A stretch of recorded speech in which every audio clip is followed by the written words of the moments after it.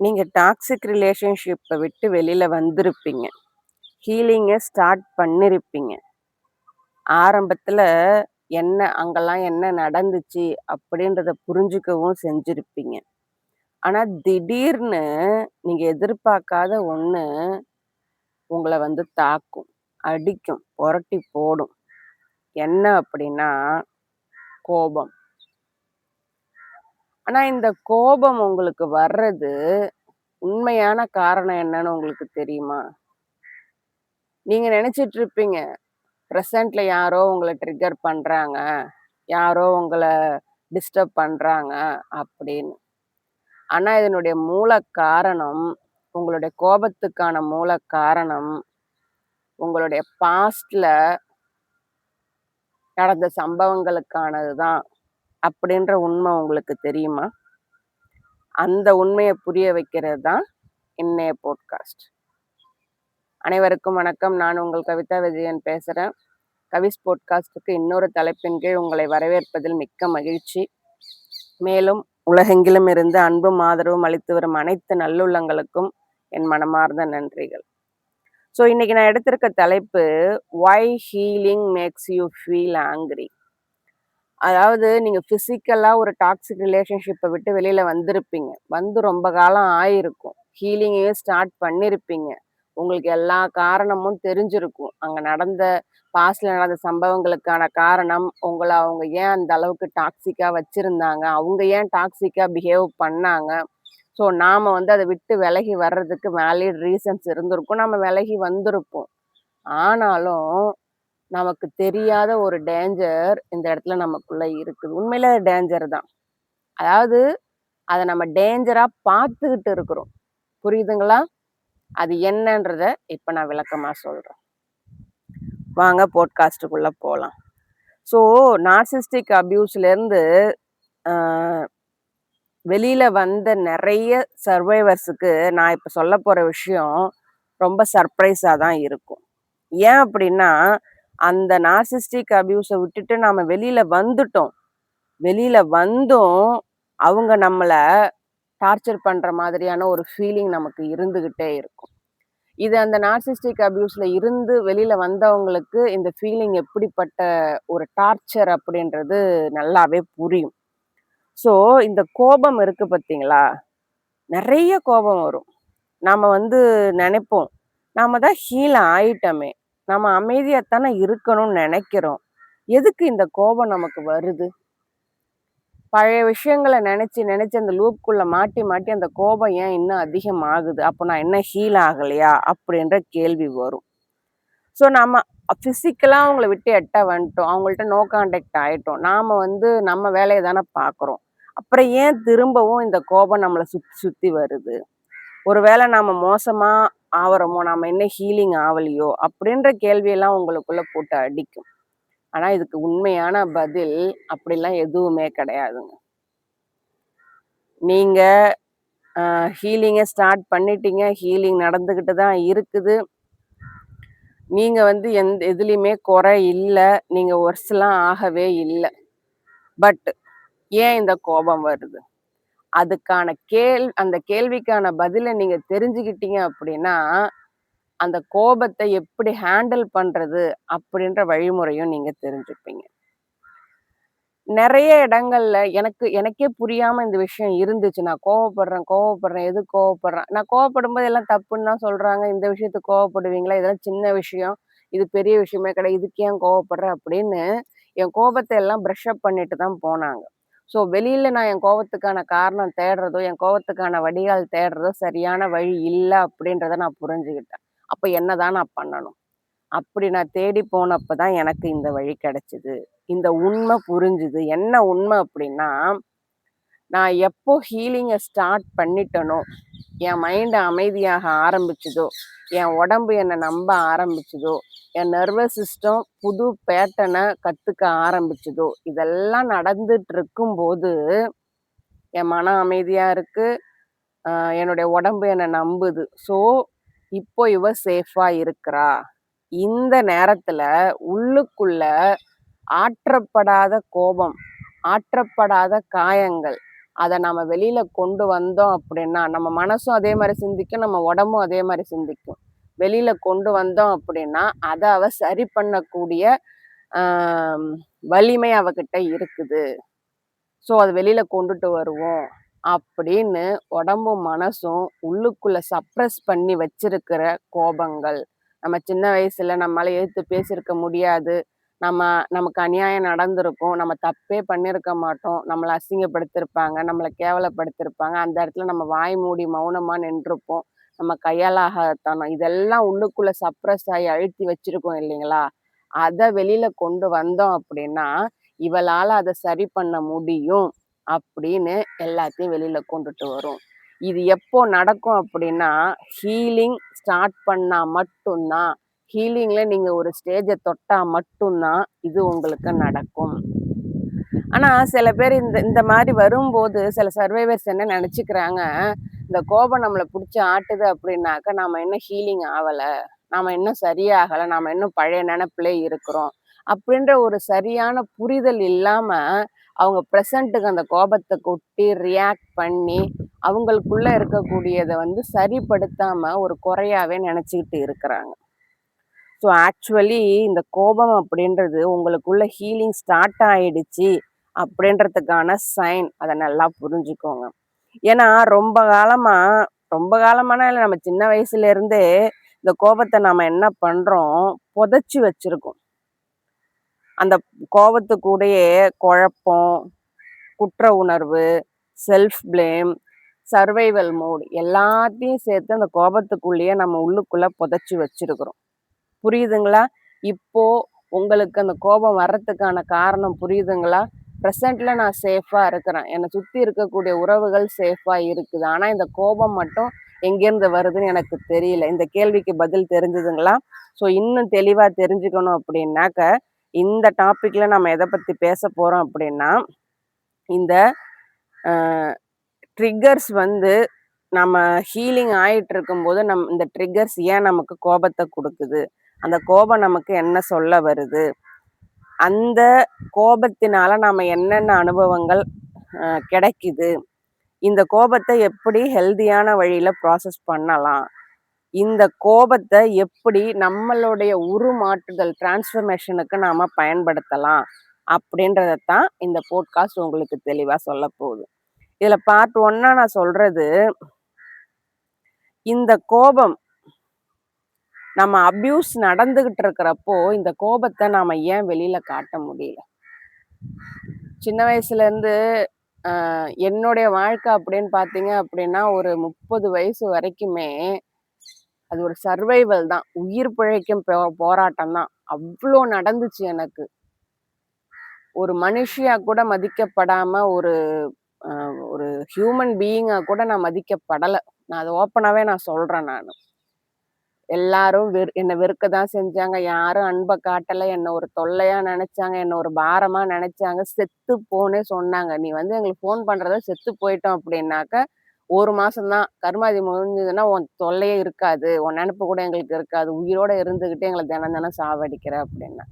நான் அப்பலாம் யோசிப்பேன். இவங்க சொல்லிக் குடுத்த மாரி தானே நான் வாழறேன். இவங்க சொல்லிக் குடுத்த மாரி தானே நடக்கிறேன். ஆனா எனக்கு கஷ்டமா இருக்கு அப்படின்னு நான் சொல்லும்போது, ஏன் என்ன சாவ சொல்றாங்க? அப்படின்லாம் நான் நினைப்பேன் நானு. பட் அப்போ அதுக்கான பதில் எனக்கு கிடைக்கல. ஸோ உயிர் வாழணும். அப்பயுமே இந்த உயிரை எடுத்துக்கிறதுக்கு தற்கொலை முயற்சி பண்ணேன். பட் ஆனா வாழ்க்கை நீ வாழ்ந்து பார்க்க வேண்டியது, வாழ்ந்து காட்ட வேண்டியது நெறைய இருக்குன்னு என் உயிரை எடுக்காம திரும்ப எனக்கு 2வது வாய்ப்பு குடுத்து என்ன இந்த உலகத்துல வாழ வச்சுது. ஒருவேளை நான் 20 வருஷத்துக்கு முன்னாடி நான் செத்திருந்தேன் அப்படின்னா, கவிதான்னு ஒருத்தி இந்த உலகத்துல இருந்திருப்பாளா? யாருக்கா ஞாபகம் இருக்குமா? அப்படின்னே தெரியல.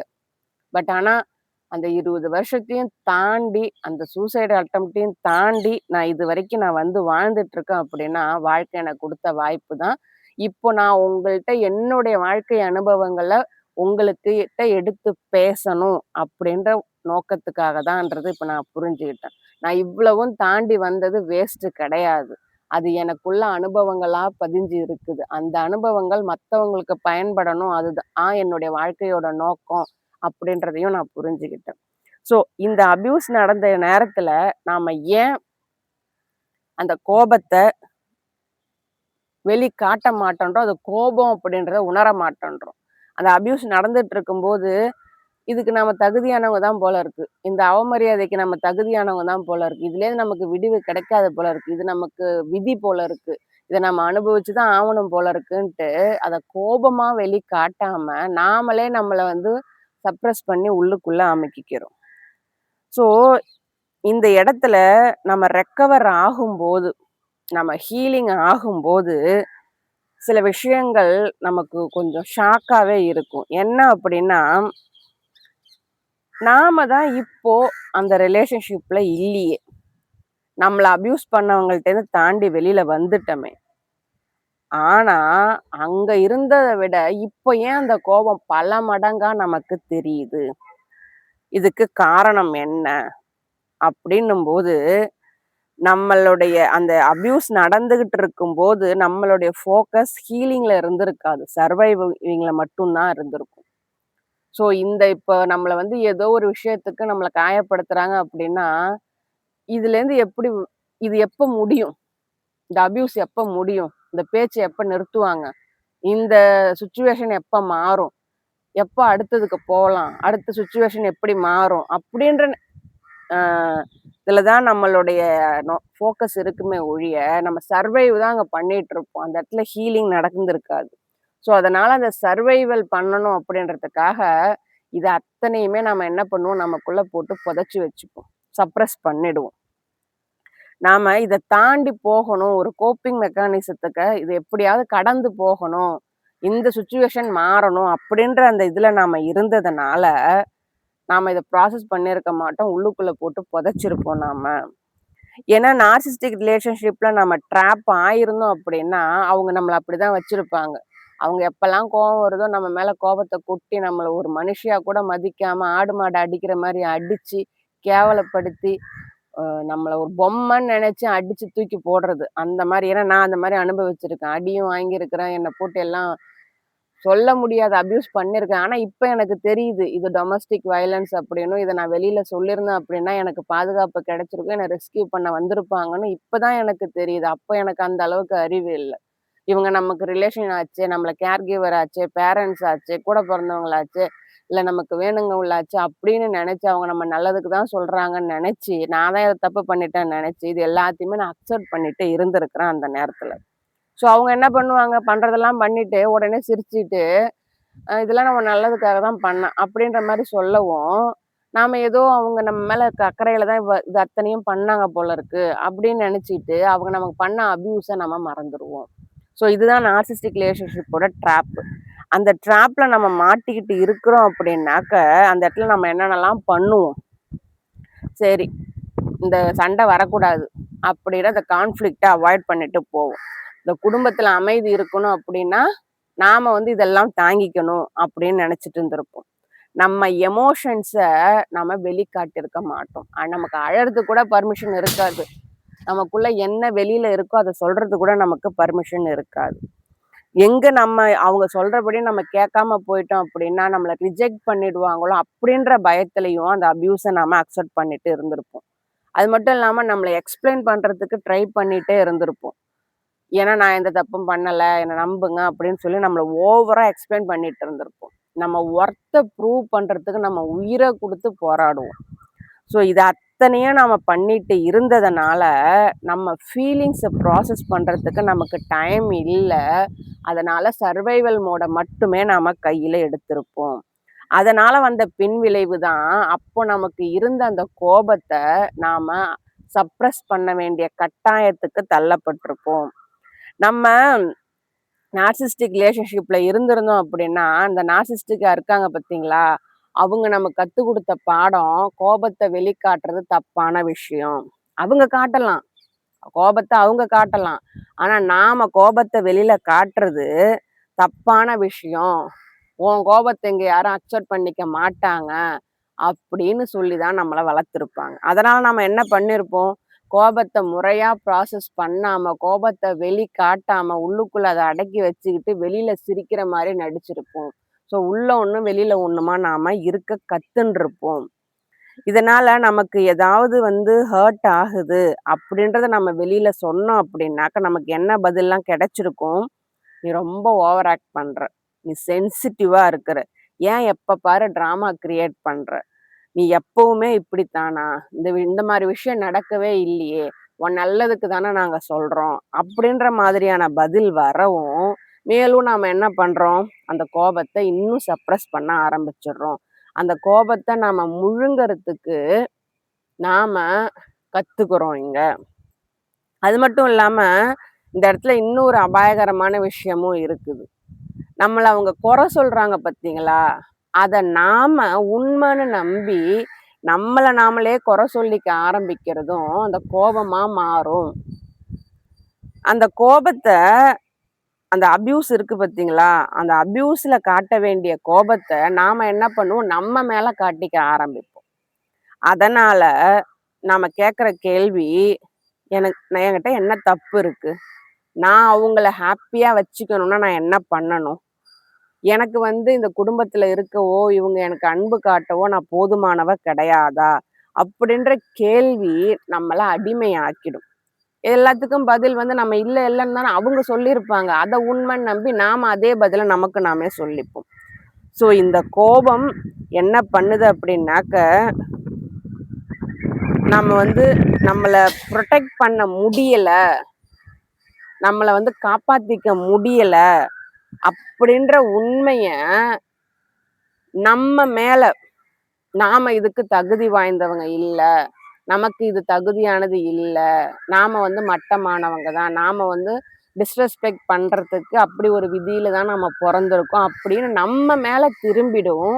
ஸோ அந்த நம்ம மேல திரும்பின அந்த கோபம் உள்ளுக்குள்ள புதைஞ்சிரும். 2வது பார்ட்டா நான் சொல்றது, இப்போ கோபம் எதனால நம்ம சப்ரஸ் பண்றோம்? எதனால உள்ளுக்குள்ள போய் அந்த அளவுக்கு ஆழமா பதிஞ்சுது அப்படின்றது உங்களுக்கு புரிஞ்சிருக்கும்னு நான் நினைக்கிறேன். அடுத்து இந்த ஹீலிங் என்ன பண்ணும் அப்படின்னாக்க, நம்ம ஹீலிங்க ஒண்ணு ஒண்ணா கத்துக்க ஒரு பேட்டர்னா கத்துக்க நாம ஏன் இப்படி இருக்கிறோம்? இது இந்த பேட்டர்ன் எப்படி நமக்குள்ள உருவாச்சு? அவங்க எப்படி அத நமக்குள்ள உருவாக்குனாங்க? அப்படின்றத நமக்கு தெரிஞ்சுக்க ஒரு நம்ம மனசுக்குள்ள இருக்கிற ஒரு மேகமூட்டம், ஒரு குழப்பம் விலகுன மாரி நமக்கு தெரியும். ஸோ இதுதான் 2வது பார்ட்டா நான் சொல்றது. ஹீலிங் ஆரம்பிக்கும்போது சில விஷயங்களும் மாறும். முதல்ல உங்களுக்குள்ள இருக்கக்கூடிய அந்த குழப்பம், அந்த மாயத்திரை அப்படின்றது விலக ஆரம்பிக்கும். அப்பதான் முதல்ல நீங்க அந்த ரிலேஷன்ஷிப்ப தெளிவா பார்க்க ஆரம்பிப்பீங்க. இதுவரைக்கும் நீங்க அவங்க அத எப்படி பார்க்கணும்னு சொல்லிக் குடுத்திருந்தாங்களோ, அப்படிதான் பார்த்துட்டு இருந்திருப்பீங்க. உண்மைய பார்த்திருக்க மாட்டீங்க. உண்மை தெரிஞ்சாலும் அத ஒத்துக்காம இருந்திருப்பீங்க. ஆனா ஹீலிங்ன்னு நீங்க வந்ததுக்கு அப்புறமேலுக்கு தான், அந்த உறவுகளுடைய உண்மையான முகத்த நீங்க நம்ப ஆரம்பிப்பீங்க. அப்பதான் உங்களுக்கு தெரிய ஆரம்பிக்கும்.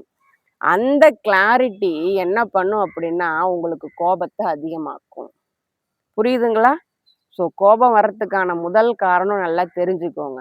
அந்த ரிலேஷன்ஷிப்ப நீங்க தெளிவா பார்க்க ஆரம்பிப்பீங்க. அவங்களுடைய உண்மையான முகத்த நீங்க பார்க்க ஆரம்பிப்பீங்க. இந்த இடத்துல நான் என்னென்னலாம் ரியலைஸ் பண்ணேன் அப்படின்னா, அங்க என்ன நடந்ததுன்றத நான் தெளிவா உணர ஆரம்பிச்சேன். அவங்க என்ன மனிப்புலேட் பண்ணி வச்சிருக்காங்க, கேஸ்லைட் பண்ணி வச்சிருக்காங்க, பொய்களால நிரப்பி வச்சிருந்தாங்க, எமோஷனலா என்ன நெக்லெக்ட் பண்ணியிருந்தாங்க, என்ன கண்ட்ரோல்க்குள்ள வச்சிருந்தாங்க. ஸோ இது எல்லாமே இப்ப இல்ல. அவங்களால என்ன மனிப்புலேட் பண்ண முடியல, கேஸ்லைட் பண்ண முடியல. அவங்க சொன்ன பொய்ய நான் நம்பல. அவங்க எமோஷனலா என்ன விட்டு வந்தாலும், "விட்டுட்டு போங்கடா" அப்படின்னு நான் துரத்தி விட்டுட்டேன். அடுத்து இப்ப நான் அவங்க கண்ட்ரோல்ல இல்ல. என்னை எதெதெல்லாம் பண்ணக்கூடாது, நீ ஒரு நல்ல பொண்ணா இருக்கணும்னா இதெல்லாம் பண்ணக்கூடாது. மாடர்ன் ட்ரெஸ் போடக்கூடாது, வெளியில வரக்கூடாது, தனியா போகக்கூடாது, உன்னை எக்ஸ்பிரஸ் பண்ணக்கூடாது. இதெல்லாம் நீ பண்ணாக்க, உன்னை இந்த சமூகத்துல மதிக்க மாட்டாங்க. அப்படின்னு தான் சொல்லி வளர்த்தாங்க பச்சையா. இன்னும் ஒரு முக்கியமான விஷயம், நான் பிறந்த பிறப்ப வச்சு, "நீ இதெல்லாம் பண்ணாக்க, உன்னை இப்படி கேவலமா தான் நினைப்பாங்க." அப்படின்னு சொல்லி வளர்த்தாங்க. ஆனா இப்பதான் உண்மை தெரிஞ்சுக்கிட்டேன். நான் என்ன தப்பு பண்ணேன்? இதெல்லாம் நான் பண்ணா என்ன தப்பா நினைக்க வேண்டிய அவசியம் என்ன இருக்குது? ஒண்ணுமே கிடையாது. ஆனா இதெல்லாம் அவங்களுடைய கண்ட்ரோல். அவங்க என்ன பொம்மையா ஆட்டி வைக்கணும்னு நினைச்சதுனால இது அத்தனையும் எனக்கு கொடுத்து வளர்த்தாங்க. ஸோ இது அத்தனையுமே எனக்கு தெரிஞ்சதுக்கு அப்புறமேலுக்கு இத வந்து ஒண்ணுமே நடக்கல அப்படின்னு என்னால இக்னோர் பண்ண முடியல. அந்த இடத்துல எனக்கு இன்னும் கோபம் அதிகமாச்சு. உங்களுடைய சுயநலத்துக்காக என்ன இந்த அளவுக்கு அடக்கி வச்சிருந்திருக்கீங்களே! ஒரு கட்டுப்பாடுன்ற பேர்ல என்னுடைய உண்மையான முகத்த மூடி வச்சுட்டீங்களே! அப்படின்ற கோபம் இந்த இடத்துல இன்னும் அதிகமாச்சு. எப்போ இது மாறுச்சு? இந்த கதை எப்போ மாறுச்சு அப்படின்னா, இந்த ஹீலிங் அப்படின்றத நான் ஸ்டார்ட் பண்ணதுக்கு அப்புறமேலுக்கு ஹீலிங் நீங்க நினைக்கிறது ஒண்ணும் பெரிய விஷயம்லாம் கிடையாதுங்க. நடந்த உண்மைய உண்மையா ஏத்துக்கிறது தான். அவங்கள டிஃபெண்ட் பண்ணாம, அவங்க பெத்தவங்களாச்சே இத பண்ணுவாங்கன்னு டிஃபெண்ட் பண்ணாம, இல்ல ரிலேஷன் ஆச்சே, நமக்கு சொந்தக்காரங்களாச்சே அப்படின்னு அவங்க பண்ணத நியாயப்படுத்தாம, இதுதான் அவங்க பண்ணாங்க. இதனால நான் ஹர்ட் ஆனேன் அப்படின்றத நீங்க தெளிவா புரிஞ்சுக்கிட்டீங்க அப்படின்னா, அந்த இடத்துல தான் இந்த மாற்றம் நடக்கும். நான் போதுமானவ இல்லையா? இவங்களுடைய அன்புக்கு, இவங்களுடைய பாசத்துக்கு, இவங்க என்ன ஏத்துக்கிறதுக்கு நான் போதுமானவ இல்லையா? அப்படின்ற கேள்வி எப்படி மாறுச்சு அப்படின்னா, உண்மையிலேயே நான் இங்க அ தகுதியானவ. இவங்க இந்த மாரி பண்றதுக்கு நான் தகுதியானவ அப்படின்றது அர்த்தமே கிடையாது. இங்க உண்மை என்ன அப்படின்னா, அவங்க என்ன தப்பா ட்ரீட் பண்ணியிருக்காங்க. அதுதான் இங்க உண்மை. இந்த உண்மை எல்லாத்தையுமே மாத்துச்சு. அப்ப அவங்க தான் என்ன தப்பா ட்ரீட் பண்ணியிருக்காங்க. அப்ப என் மேல எந்த குறையும் இல்ல. தெளிவாயிடுச்சு இல்லையா? ஸோ இதுவும் என்ன பண்ணும் அப்படின்னாக்க, உங்கள அங்க ஒரு மாயை வலையில சிக்கிக்கிட்டு இருந்தீங்க பார்த்தீங்களா? உங்க மேல குறை இருக்குது. நீங்க வந்து இதுதான் உங்க விதி. அப்படின்றதுல மாட்டிக்கிட்டு இருந்தீங்க பார்த்தீங்களா? அத விட்டுட்டு அவங்க என்ன மிஸ்ட்ரீட் பண்ணாங்க. இதெல்லாம் பண்ணது அவுங்க. என் மேல எந்த தப்பும் இல்ல. அப்படின்ற அந்த ரியாலிட்டிய நீங்க கண்டுபிடிச்சுட்டீங்க அப்படின்னா, உங்க கதையே இந்த இடத்துல மாறிடும். உன்னால யோசிச்சு பாருங்க. அவங்களுடைய இயலாமைக்கும், கையலாகத்தனத்துக்கும், கோபத்துக்கும், கோழைத்தனத்துக்கும் உங்கள பயன்படுத்திக்கிட்டாங்க. அதுதான் உண்ம. உங்க மேல ஏதாவது குறை இருக்குதா? கிடையவே கிடையாது. ஸோ இந்த உண்மைய நீங்க புரிஞ்சுக்கிட்டீங்க அப்படின்னா, நம்ம கதையவே நம்மால மாத்த முடியும். இந்த இடத்துல நம்ம பண்ற பெரிய தப்பு, அவங்கள டிஃபெண்ட் பண்றது தான். எப்படி அப்படின்னா, ரொம்ப வருஷமா அந்த அந்த அப்யூசர் பண்றது அந்த அப்யூசர் இருக்காங்க இல்லைங்களா? அவங்க பண்றது சரி. அவங்க கோவம் வந்தா தான் இப்படி பேசுவாங்க. அவங்க மூடு சரியில்லனா தான் இந்த மாரி நடந்துப்பாங்க. அவங்க வந்து நீ பண்றதுனால தான் ரியாக்ட் பண்றாங்க. இப்படின்னு நாம என்ன பண்றோம், அவங்கள டிஃபெண்ட் பண்றோம். எவ்வளோ பெரிய முட்டாள்தனம் இல்ல? ஸோ நம்ம என்ன பண்ணுவோம், அவங்க வந்து கஷ்டமான சூழ்நிலையில இருக்கிறாங்க. அவங்க ரொம்ப ஸ்ட்ரெஸ்ஸா இருக்கிறாங்க. அவங்க என்ன அப்யூஸ் பண்ணல. ஆனா என் நல்லதுக்கு தான் சொல்றாங்க. இப்படின்னு அவங்கள டிஃபெண்ட் பண்ணிட்டு இருந்த வரைக்கும், நம்ம இன்னும் கஷ்டப்பட்டுட்டு தான் இருந்தோம். நாம நம்மள சாக்ரிஃபைஸ் பண்ணிட்டு தான் இருந்தோம். நாம நம்மோட எஃபோர்ட்ஸ குடுத்துக்கிட்டு தான் இருந்தோம். இன்னும் சொல்லப்போனா முட்டாள்தனமா இருந்திருக்கிறோம்னு அர்த்தம் அந்த இடத்துல. பட் ஆனா ஹீலிங் நமக்கு இந்த இடத்துல என்ன சொல்லிக் குடுக்கும் அப்படின்னா, அவங்க பெயின்ல இருக்காங்க, ஸ்ட்ரெஸ்ல இருக்காங்க அப்படின்றதுக்காக, நம்மள அப்யூஸ் பண்ற உரிமைய அவங்களுக்கு யார் குடுத்தது? நம்மள அப்யூஸ் பண்ற உரிமைய அவங்களுக்கு யார் குடுத்தது? அவங்களுடைய கோபம் இருக்கு அப்படின்னா, அத ப்ராசஸ் பண்றதுக்கு அவங்க முயற்சி பண்ணணும். அவங்க அதுக்கான பொறுப்பு எடுத்துக்கணும். அதுக்கு நம்மள ஏன் வடிகாலா பயன்படுத்துனாங்க? நாம என்ன தப்பு பண்ணோம்? அவங்களுக்கு புள்ளையா பொறந்துட்டதுனால, அவங்களோட இத்தன கோபத்துக்கும், இத்தன கையலாகாத்தனத்துக்கும், இத்தன கோழைத்தனத்துக்கும் நாம பலி ஆவணுமா? இத பண்றதுக்கான உரிமைய அவங்களுக்கு யார் குடுத்தது? நாமளும் மனிதர்கள் தான? ஒரு குழந்தை ஒண்ணு இருக்கு அப்படின்னாக்கா, பெத்தவங்களுடைய கோபத்துக்கு வடிகாலாவா அது இருக்கும்? அது பொறந்து, அது வளர்ந்து வாழறது தானே அது வந்திருக்குது. ஸோ அதான் அவங்க புரிஞ்சுக்காம இருந்திருக்கிறாங்க. இந்த உண்மை தெரிய வந்ததுக்கு அப்புறமேலுக்கு அவங்களோட பிஹேவியர எக்ஸ்கியூஸ் பண்றத நான் நிறுத்திட்டேன். ஸோ இந்த இடத்துல திரும்பவும் என் கோபம் அதிகமாச்சு. இந்த ரியலைசேஷன் வந்ததும் எனக்கு கோபம் அதிகமாச்சு. சரி. இதெல்லாம் கோபம் அதிகமாகறதுக்கான காரணங்கள், ஹீலிங் நமக்கு வந்ததுனால கோபம் அதிகமாக்குற காரணங்கள் நான் சொல்லிட்டேன். அடுத்த பார்ட் 3யா என்னென்ன கோபம் நமக்கு வரும் அப்படின்றத சொல்றேன் பாருங்க. கோபம்ன்றது எல்லா நேரத்திலும் ஒரே மாதிரியே இருக்கவே இருக்காது. அதுக்கு டிஃபரெண்ட் ஃபார்ம்ஸ் இருக்குது. முதல்ல அந்த அப்யூசர் மேல நமக்கு இருந்த கோபம். என் வாழ்க்கையில நான் பார்த்தது எல்லாமே நார்சிஸ்டிக் அபியூசர் தாங்க. ஒருத்தர் கூட என் மேல பாசமாவோ, அன்பாவோ இருந்தவங்க நான் ஓப்பனா சொல்றேன். ஒருத்தர் கூட கிடையாது. போன 40 வயசு 40 வருஷம் வரைக்கும் என்கிட்ட அன்பா, பாசமா, உண்மையா பாசத்தோட, உண்மையான அக்கறைத்தோட இருந்தவங்க யாருமே கிடையாது. இல்ல. ஏன்னா நான் இருந்த சூழ்நிலை அந்த மாதிரி. என்ன யாருக்குமே பிடிக்கல. அப்ப நான் நெனச்சுட்டு இருந்தது என் மேல தான் தப்பு இருக்குன்னு நான் நெனச்சுட்டு இருந்தேன். உண்மையில என் மேல தப்பு இல்ல. என்ன யூஸ் பண்ணிட்டு இருந்திருக்கிறாங்க. என்ன மேனிபுலேட் பண்ணிட்டு இருந்திருக்கிறாங்க. என்கிட்ட வேணுங்கிறதெல்லாம் வாங்கிட்டு இருந்திருக்கிறாங்க. பணமாவட்டும், நேரமாவட்டும், உழைப்பாவட்டும், தியாகமாவட்டும் எல்லாத்தையும் வாங்கிட்டு, வாங்கிட்டு நானும் குடுத்து, குடுத்து ஏதாவது நமக்கு திரும்ப கிடைக்காதா? ஏதாவது நமக்கு திரும்ப கிடைக்காதா? அப்படின்னு நான் ஏங்கிக்கிட்டு இருந்தேன். கடைசியில ஒரு கட்டத்துல எல்லாத்தையும் தூக்கி போட்டேன். எதுவுமே நமக்கு கிடைக்க போறதில்ல. நாம இனிமே குடுக்க தேவையில்ல அப்படின்னு நிறுத்திட்டேன். முதல் கோபம் அந்த அப்யூசர் மேல நமக்கு வர்றதுதான். இந்த கோபம் எதனால வருது அப்படின்னா, அவங்க நமக்கு பொய் சொல்லியிருப்பாங்க. நம்மள மேனிபுலேட் பண்ணியிருப்பாங்க. மரியாதை குறைவா நடத்தியிருப்பாங்க. நமக்கு பிட்ரயல் துரோகம் பண்ணியிருப்பாங்க. இதெல்லாம் சேர்ந்து அவங்க மேல நாம வச்ச அன்பையும், நம்பிக்கையும் உடைச்சிருக்கும். ஸோ இந்த கோபம் முதல் கோபம். இது நார்மலா எல்லாருக்கும் வரக்கூடிய கோபம் தான். அடுத்து 2வது கோபம் நம்ம மேலயே நமக்கு கோபம் வரும். இதுதான் இருக்கறதுலயே ரொம்ப பெயின்ஃபுல்லான கோபம். ஏன் அப்படின்னா, அவங்க ஏன் நம்மள விட்டுட்டு போனாங்க? நான் ஏன் இந்த ரெட் ஃபிளாக்ஸ்லாம் இக்னோர் பண்ணாம நான் அக்செப்ட் பண்ணிட்டு இருந்திருக்கிறேன்? நான் ஏன் அவங்களுக்கு மேல மேல அவங்கள மன்னிச்சு மன்னிச்சு அவங்களுக்கு வாய்ப்புகள குடுத்துக்கிட்டே இருந்தேன்? ஸோ இது எல்லாமே நம்ம மேல நமக்கு வரக்கூடிய கோபம். ஆனா இந்த இடத்துல ஒண்ணு புரிஞ்சுக்கோங்க. இது உங்க ஜென்யூனான குவாலிட்டி. நீங்க ரொம்ப நல்லவங்க. அந்த காரணத்துக்காகத்தான் மேல உள்ளதெல்லாம் நீங்க செஞ்சீங்க. ஸோ அவங்க தகுதியானவங்க அப்படின்னு கிடையவே கிடையாதுங்க. நீங்க நல்லவங்க. நீங்க உண்மையா இருந்திருக்கீங்க. அதுதான் இங்க உண்மை. அத ஏமாத்திட்டு போனது அவங்க தப்பு. உங்க மேல நீங்க கோபப்பட வேண்டிய அவசியம் இல்ல. இது நல்லா மனசுல வச்சுக்கோங்க. ஸோ உங்களால என்ன பெஸ்ட்ட குடுக்க முடியுமோ, அந்த பெஸ்ட்ட தான் நீங்க அங்க இருந்த வரைக்கும் குடுத்துக்கிட்டு இருந்திருக்கீங்க. இந்த இடத்துல உங்க மேல கனிவு அப்படின்றது உங்களுக்கு கண்டிப்பா வேணும். அவங்க ஏமாத்திட்டு போனா போனா போட்டும். நீங்க நல்லவங்க. அந்த உண்மை மாறாது. ஸோ இது உங்க மேல உங்களுக்கு வரக்கூடிய கோபம். இந்த கோபத்த உங்க மேல இனிமேலும் காட்டாதீங்க. உண்மைய புரிஞ்சுக்கோங்க. 3வதா வரக்கூடிய கோபம், உங்களுக்கு யாரு உதவி செய்யலையோ, அவங்க மேல கோபம் வரும். நம்ம சர்வைவரா இருக்கிறப்போ, நம்ம நெறைய பேர்ட்ட போய் கெஞ்சிருப்போம். நம்மள ரெஸ்க்யூ பண்ணுங்க, காப்பாத்துங்க, எனக்கு ஏதாவது ஒரு வழி பண்ணுங்க. ஏன்னா, அந்த நேரத்துல நமக்கு நம்ம சுயமா நிக்கிறதுக்கான வழியும் தெரிஞ்சிருக்காது. தன்னம்பிக்கையும் நம்மகிட்ட இருந்திருக்காது.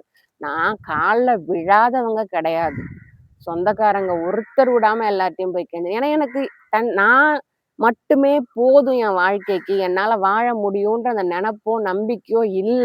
எல்லார் கால்லயுமே போய் விழுந்தேன். ஆனா ஒருத்தர் கூட எனக்கு உதவி பண்ணவே இல்ல. என்ன திரும்ப திரும்ப அந்த அபியூஸ்க்குள்ள தான் மாட்டி விட்டாங்க.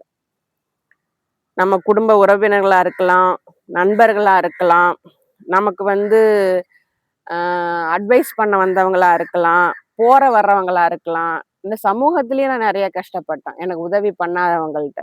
ஸோ இந்த இடத்துல உங்களுக்கு ஒரு விஷயம் நீங்க யோசிப்பீங்க. ஏன் இவ்ளோ நடக்குது? இவ்ளோ அநியாயம் நடக்குது. ஏன் யாரு கண்ணுக்குமே தெரியல? இல்ல தெரிஞ்சும் தெரியாம இருக்காங்களா? அப்படின்னு அவங்க மேல கோபம் வரும். ஸோ உண்மையிலேயே இந்த கோபம் உங்கள சப்போர்ட் பண்ணாதவங்க மேலயும் நீங்க நீங்க கஷ்டப்படுறீங்கன்னு தெரிஞ்சும், அத கண்டும் காணாம இருந்தாங்க பார்த்தீங்களா? அவங்க மேல வரக்கூடியது தான் இந்த 3வது விதமான கோபம். இது நான் ரொம்ப அனுபவிச்சிருக்கேங்க. ஏன்னா, நான் என் மேல எந்த தப்பும் இல்ல. தப்பு பண்றது யாருன்னும் தெரியும். ஆனா, தப்பு பண்றவங்க அவங்களுக்கு நெருங்குன உறவு அப்படின்றதுனால, அவங்க அவங்க பண்ற தப்ப நியாயப்படுத்தி தான் பேசுனாங்களே ஒழிய, ஒரு பொண்ணு இங்க இவ்ளோ கஷ்டப்படுதுன்ற அந்த ஈவு, இரக்கம், மனிதாபிமானம் கொஞ்சம் கூட இல்லைங்க, என் வாழ்க்கையில. ஸோ அப்படிப்பட்டவங்களுக்கெல்லாம் நான் உதவி பண்ணணும்னு நெனைக்கிறீங்களா? ஏன்னா இப்ப நெறைய பேர் கேட்குறாங்க, அவங்களுக்கு வயசாயிடுச்சு. அவங்க இவ்ளோ கஷ்டப்படுறாங்களே, உதவி பண்ணா எப்படி என்னால பண்ண முடியும்? ஏன்னா எனக்கு ஒரு ஒரு நான் கஷ்டப்படுறேன்னு தெரிஞ்சும், எனக்கு ஒரு ஆறுதல் இல்ல. அது இப்படி பண்ணாதன்னு என்ன ஏத்தி விட்டு, ஏத்தி விட்டு என்ன இன்னமும் அடி வாங்க வச்சாங்க. நான் ஒரு வார்த்தை பேசினா அவ எப்படிடா பேசலாம், அவளை என்னன்னு கேளு, இப்படி சொன்னவங்க தான். உண்மையில நான் எனக்காக போராடிட்டு இருந்தேன். அந்த உண்மை அவங்களுக்கும் தெரியும். ஆனா தப்பு பண்றவங்கள தூண்டி விட்டு என்ன இன்னமும் கஷ்டப்படுத்த வச்சவங்களுக்கு நான் இப்ப எப்படி உதவி பண்ணுவேன்? எப்படி என்னால முடியும்? நான் மன்னிச்சுட்டேன். அவங்கள வேண்டான்னு விட்டுட்டு நான் வந்துட்டேன். ஆனா நான் போய் உதவி பண்றதுக்கு நான் ரெடியா இல்ல. என் மனசும் அதுக்கு ஒத்துக்கல. அவங்க வாழ்க்கைய அவங்க பார்க்கட்டும். என் வாழ்க்கைய நான் பார்க்குறேன். அவ்வளவுதான். ஸோ அடுத்த 4வது கோபம், நம்ம நேரம், நம்ம இளமை போயிருக்கும். நம்ம வாழ வேண்டிய வாழ்க்கை போயிருக்கும். அந்த நேரம் போயிருக்கும். அதுக்கான கோபமும் நமக்கு வரும். இதுதான் இருக்கிறதுலயே ரொம்ப டீப் ஆழமான கோபம். ஏன்னா, எதனால அப்படின்னாக்க, இந்த சர்வைவல்லே நாம நெறைய வருடங்கள இழந்துட்டோமே! நமக்கான வாய்ப்புகள், ஆப்பர்ச்சுனிட்டீஸ மிஸ் பண்ணிட்டோமே! நம்ம எனர்ஜிய வேஸ்ட் பண்ணிட்டோமே! நம்ம கனவுகள் காணாம போயிடுச்சே! அப்படின்ற கோபம் தான் இந்த 4வது கோபம். ஸோ இதெல்லாம் உங்களுக்கு கிடைக்கல அப்படின்றதுக்காக, இதுக்கான துக்கம் உங்ககிட்ட இருக்கும். அதனால இந்த கோபம் வர ஆரம்பிக்கும். அடுத்த கோபம் அடுத்த கோபம் நீங்க வந்து அந்த பர்சன இழந்துட்டதுனால மட்டும் கிடையாது. அந்த ரிலேஷன்ஷிப்ல நீங்க வச்சிருந்த நம்பிக்கை போயிருக்கும். நீங்க வந்து அதுல ஃப்யூச்சர வந்து நீங்க கற்பனை பண்ணி வச்சிருப்பீங்க. அது போயிருக்கும். ஸோ இது உங்களுடைய பொட்டன்ஷியல். அந்த ரிலேஷன்ஷிப்ப எப்படியாச்சும் சரி பண்ணிடலாம் அப்படின்ற உங்க பொட்டன்ஷியலுக்கு நீங்க பண்ண துரோகம். பட் அது நீங்க பண்ணது வந்து தெரியாத்தனமா நீங்க பண்ணது தான். அந்த கோபம் 5வது கோபம். ஸோ இந்த கோபத்தை எல்லாத்தையும் நாம எப்படி தாண்டி வரலாம்? எப்படி சரி பண்ணலாம்? அப்படின்றது பார்ட் 4ல நாம பார்ப்போம். ஸோ இந்த இடத்துல நெறைய பேருக்கு சில விஷயங்கள் புரியல. கோபம் அப்படின்றது உங்கள அழிக்க வரல, உங்கள புரொடெக்ட் பண்ண வருது அப்படின்றத இங்க வந்து நம்ம நார்சிஸ்டிக் சர்வைவர்ஸுக்கு யாரும் சொல்லி தர்றது கிடையாது. இந்த கோபம் வர்றது நம்மள ஏதோ ஒரு வகையில சரி பண்றதுக்கு அப்படின்றது அவங்க புரிஞ்சுக்க வேண்டிய ஒரு விஷயம் நான் புரிஞ்சுகிட்டேன். கோபம் என்ன சொல்லுது? இது சரியில்ல. திஸ் வாஸ் நாட் ஓகே அப்படின்னு சொல்லுது இல்லையா? அப்படின்னா என்ன அர்த்தம்? நாம ரொம்ப காலமா இந்த டாக்ஸிக் ரிலேஷன்ஷிப்ப பொறுத்துக்கிட்டு இருந்திருக்கிறோம். ஸோ நம்ம பவுண்டரீஸ் நாம இந்த இடத்துல போடாம இருந்திருக்கிறோம். ஸோ அந்த இடத்துல நாம நோ அப்படின்னு சொல்லணும். பட் நாம நோன்னு சொல்லல. ஆனா அது ஓகே தான். ஆனா இன்னொரு விஷயத்தையும் புரிஞ்சுக்கோங்க. அது லவ் கிடையாது, ரெஸ்பெக்ட் கிடையாது. நீங்க அக்செப்ட் பண்ணிக்க வேண்டிய அவசியமும் கிடையாது. அதத்தான் உங்க கோபம் உங்களுக்கு சொல்லுது. இத புரிஞ்சுகிட்டாலே உங்க கோபம் குறைய வாய்ப்பு இருக்கு. இந்த கோபம் ஏன் உங்க செல்ஃப் ரெஸ்பெக்ட்டோட கனெக்ட் ஆகுது அப்படின்னா, ஒவ்வொரு டைமும் உங்கள வந்து அந்த மாரி ட்ரீட் பண்ணாங்க பார்த்தீங்களா? அப்படி அத நெனைக்கும்போது, அந்த உங்களுடைய செல்ஃப் ஒர்த் இந்த இடத்துல பாதிக்கப்படுது. அவங்க வந்து உங்கள அபாண்டன் பண்ணிட்டாங்க, நிராகரிச்சுட்டாங்க அப்படின்றத உங்களுக்கு தெரிய வருது. ஸோ, அதனால இனிமே இந்த கோபம் அவங்க என்ன நிராகரிச்சதுனால எனக்கு தேவையில்ல. ஏன்னா, என்னுடைய ஒர்த் என்னன்றது எனக்கு தெரியும். அப்படின்னு நீங்க புரிஞ்சுக்கிட்டீங்கன்னா, இந்த கோபம் உங்களுடைய செல்ஃப் ரெஸ்பெக்ட்ட பாதிக்காது. இந்த கோபம் உங்களுக்குள்ள பவுண்டரீஸ கிரியேட் பண்ணும். ஏன் அப்படின்னா, கோபம் இல்லாம நம்மால அந்த ஹார்ம்ஃபுல் ட்ரீட்மெண்ட்ட அக்செப்ட் பண்ணவே முடியாது. ஸோ கோபம் என்ன பண்ணும்? நமக்கு நம்பிக்கை, ஒரு தைரியத்த குடுக்கும். போதும் நிறுத்துங்க. இனிமே இது எனக்கு தேவையில்ல. எனக்கு இத விட தெளிவான ஒண்ணுக்கு நான் டிசர்வ்டு அப்படின்னு அந்த கோபம் நமக்கு கத்துக் குடுக்கும். ஸோ இந்த கோபம் நம்மள கண்ட்ரோல் பண்ணாம எப்படி நாம அத ப்ராசஸ் பண்ணலாம் அப்படின்னா, கோபத்த உணருங்க. ஆனா யார் மேலயும் காட்டாதீங்க. கோபத்த உணருங்க. அது கூட உட்காருங்க. உங்க கோபத்த எழுதுங்க. மெடிடேஷன்ல வெளியில காட்டுங்க. எக்சர்சைஸ் பண்ணுங்க. உங்க பாடிய எக்ஸர்சைஸ் பண்ணுங்க. ஸோ அந்த கோபம் உங்கள சரி பண்றதுக்கு என்ன வழியோ அத கையில எடுங்க. உண்மைய எழுதுங்க. உண்மைய உண்மையா எழுதி பழகுங்க. எழுதுறது உங்க கோபத்த வெளியில கொண்டு வரதுக்கு உதவி செய்யும். ஸோ எனர்ஜி உங்க உடம்புல அந்த கோபம் தங்கி இருக்குது பார்த்தீங்களா? அத வெளியில கொண்டு வாங்க. எப்படி கொண்டு வரலாம்? வாக் பண்ணுங்க, எக்சர்சைஸ் பண்ணுங்க, டான்ஸ் பண்ணுங்க, யோகா பண்ணுங்க, பிரீத் ஒர்க் யூஸ் பண்ணுங்க. அடுத்து உங்க கோபத்த உங்களுக்கான அறிவா மாத்துங்க. இந்த கோபம் எனக்கு என்ன சொல்ல வருது? நான் ஸ்ட்ராங்கா பவுண்டரிஸ் போடணும். என்னோட செல்ஃப் ரெஸ்பெக்ட்ட காப்பாத்தணும். ஹெல்தி ரிலேஷன்ஷிப்ப மட்டும் அக்செப்ட் பண்ணணும். என்னுடைய செல்ஃப் அவேர்னஸ அதிகமாக்கணும். இதுதான் அந்த கோபம் உங்களுக்கு கத்துக் குடுக்குற பாடங்கள். அதை ஏத்துக்கோங்க. கோபத்த வச்சு உங்க ஐடென்டிட்டிய நீங்க நிர்ணயிக்காதீங்க. ஏன்னா கோபம் வந்து ஹீலிங் ஜேர்னிய ஸ்டார்ட் பண்ணாது. பட் ஆனா ஹீலிங் ஜேர்னிய நீங்க ஸ்டார்ட் பண்ணீங்க அப்படின்னா, அந்த கோபத்த ப்ராசஸ் பண்ண வேண்டிய பொறுப்பு உங்ககிட்ட இருக்குது. ஸோ இது வந்து பெர்மனன்ட் கிடையாது இந்த கோபம். அதனால அந்த கோபம் தணியிற வரைக்கும், கோபம் இறங்குற வரைக்கும், நீங்க எதுவும் பண்ணாம இருக்கிறது நல்லது. ஓகேங்களா? ஸோ இந்த எபிசோட முடிக்கிறதுக்கு முன்னாடி, இந்த கோபம் அப்படின்ற இந்த விஷயத்த நீங்க பத்தி தெளிவா புரிஞ்சுக்கணும். அத பத்தின அறிவும், தேடலும் எனக்கு தெளிவா வேணும். இந்த கோபத்த நான் சரியா ப்ராசஸ் பண்றதுக்கான வழிமுறை எனக்கு வேணும் அப்படின்னு நீங்க நினைச்சீங்க அப்படின்னாக்க, என்னோட பயோவுல வாட்ஸ்அப் நம்பர் இருக்கு. அதுக்கு இன்ட்ரஸ்டட் அப்படின்னு மெசேஜ் பண்ணீங்க அப்படின்னாக்க, என்னுடைய வாட்ஸ்அப் கம்யூனிட்டி பத்தின டீட்டெயில் உங்களுக்கு நான் சொல்லுவேன். நீங்க விருப்பம் இருந்தா அதுல ஜாயின் பண்ணிக்கலாம். ஆண், பெண் 2 பேருக்கும் தனித்தனி குரூப் இருக்குது. இது ஒரு பெய்டு குரூப் தான். அந்த குரூப்ல உங்களுடைய பிரசன்ட் சிச்சுவேஷன் என்னவோ, அத எப்படி டீல் பண்ணலாம், ஹேண்டில் பண்ணலாம் அப்படின்ற வழிமுறைகள் உங்களுக்கு கிடைக்கும். மேலும் இந்த மாதிரி என்னென்ன பேட்டர்ன் நார்சிஸ்டிக் அபியூஸால என்னென்ன பேட்டர்ன்ல நீங்க பாதிக்கப்பட்டிருக்கீங்க, அத நீங்க தெரிஞ்சுக்கணும்னு விருப்பப்பட்டீங்க அப்படின்னா, என்னோட பிளேலிஸ்ட்ல பேட்டர்ன் பிரேக்கிங் சீரியஸ்ன்னு ஒரு சீரியஸ் இருக்கு. அதுல செக் பண்ணீங்க அப்படின்னாக்க, ஒரு பேட்டர்ன பத்தின தெளிவான வீடியோ அதுல இருக்கு. அந்த பேட்டர்ன் எப்படி உருவாகுது, அதனால நாம எப்படி பாதிக்கப்படுறோம், அதுலேருந்து எப்படி வெளியில வரலாம் அப்படின்ற தகவல்கள் உங்களுக்கு கிடைக்கும். மேலும் இந்த எபிசோட் இந்த கோபம் அப்படின்றத பத்தின தெளிவான விளக்கம் உங்களுக்கு இந்த எபிசோடு குடுத்திருந்தது அப்படின்னாக்க, உங்களுடைய லைக்கும், ஹைப்பும் எனக்கு குடுங்க. அது இந்த வீடியோ பல பேர போய் சேர ரீச் ஆக உதவி செய்யும். மேலும் healing from narcissistic abuse content தெரிஞ்சுக்கணும் அப்படின்னாக்க, என்னுடைய சேனல சப்ஸ்கிரைப் பண்ணுங்க. இது யாருக்கு உதவியா இருக்கோ அவங்களுக்கு இத ஷேர் பண்ணுங்க.